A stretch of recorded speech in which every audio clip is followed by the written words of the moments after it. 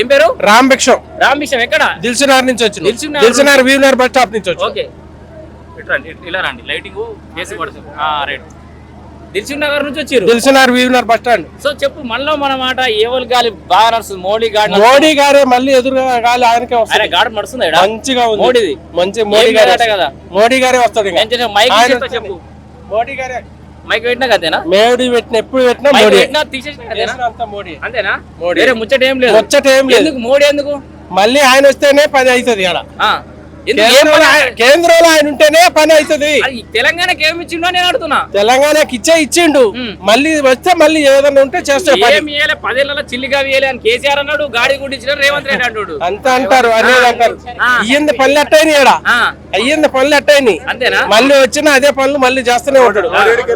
రోడ్లన్నీ అన్ని పనులు అయిపోయినాయి కదా. బియ్యం ఫ్రీ బియ్యం ఇస్తుండు. ఇవన్నీ ఎవరు చెప్పారు మీకు? ఇవన్నీ నిజాలేనా? నిజమే కదా, మాకు వస్తేనే బియ్యం. కేంద్రం నుంచి ఏమొస్తున్నాయి? అన్ని వస్తున్నాయి, తెలుసు, అన్ని ఉన్నాయి. ఇప్పుడు మోడీ మళ్ళీ వస్తాడు. అయితే వస్తాడు. కోవిడ్ కూడా మంచిగా ఆదుకున్నాడు. మరి కాదు, ఈటల రాజేందర్ ఏ ఊరైనా గెలిపిస్తా అంటారు. మరి ఏ ఊరైనా 100% బీసీ కళ్ళు గెలుస్తుడు. అంతేనా? రేవంత్ రెడ్డి ఏమన్నా అంటే ఈటల రాజేందర్ ఇక్కడోడు కాదు, సస్త వచ్చిండా బతుకు వచ్చిండా ఏది వచ్చినా కానీ వస్తాడు. ఇప్పుడు ఆయన నాగర్ కర్నూలు మమనాథ్ డిస్ట్రిక్ట్, ఉమ్మడి మమనాథ్ డిస్ట్రిక్ట్ మంచి ఆయన. మళ్ళీ అదే మల్కాజ్గిరి నియోజకవర్గం ఎంపీగా గెలిచిండు. ఆయన ఎట్లా చేసిండు, మళ్ళీ పబ్లిక్ ఎట్లా గెలిపించారు?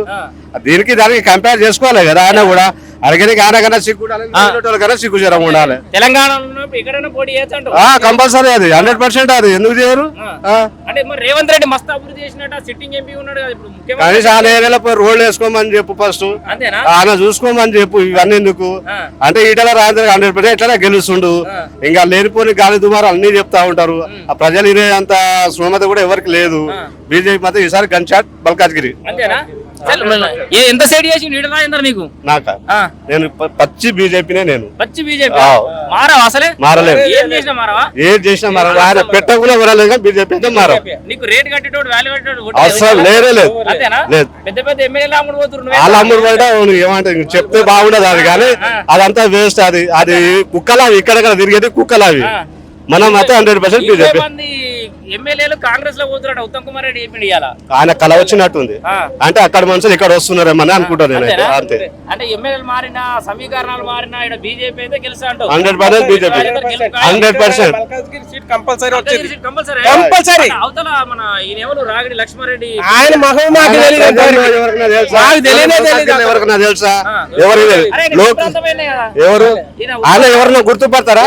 ఈయనకైనా గుర్తుపడతారు. మేస్త్రి ఈయనకైనా గుర్తుపడతారు. కానీ వాళ్ళకి ఎవరు గుర్తుపడతారు? ఒక మేస్త్రికి ఉన్నంత పలుకుబడి కూడా లేదు. అంతేనా? మరి సునీత మన ఎవరు మన లక్ష్మారెడ్డి ఆ పట్నంలో తెలుసు కానీ మా దగ్గర అయితే తెలియదు. అంతే. అవి మన జడ్పీ చైర్పర్సన్ చేసినాడు కదా. ఎంత చేసి ఎవరేసారు? ఓటు తీసుకుంటూ బీజేపీకి వేసారు. అధికార పార్టీ ఉంది, అధికార వాళ్ళ చేతులు ఉంది. ముఖ్యమంత్రి స్పెషల్ గా కాన్సల్టేట్ చేస్తాడు. ఇది వరకు సిట్టింగ్ ఎంపీ. సో ఏ రకంగా చూసుకున్న వాళ్ళు గట్టి పోటీతారు కదా. ఇప్పుడు సిట్టింగ్ ఎంపీ అని నువ్వు చెప్పినావు కరెక్ట్. సిట్టింగ్ ఎంపీ ఉండి కూడా ఇదే మల్కాజ్గిరిలో ఏం చేసిండు చెప్పమని చెప్పండి. రేవంత్ రెడ్డి ఇప్పుడైతే సీఎం ఉన్నారు కదా, అప్పుడు సిట్టింగ్ ఎంపీ ఉన్నప్పుడు ఏం చేసిండు? అంటే ఆయన మొత్తము వాళ్ళ పార్టీని అధికారంలో తేవడానికి, ఆయన సీఎం కావడానికి నానా కూతలు కూస్తాడు. ప్రజలు తీర్పు ఇస్తారు. దాన్ని మనం గౌరవిద్దాం. వదిలేసి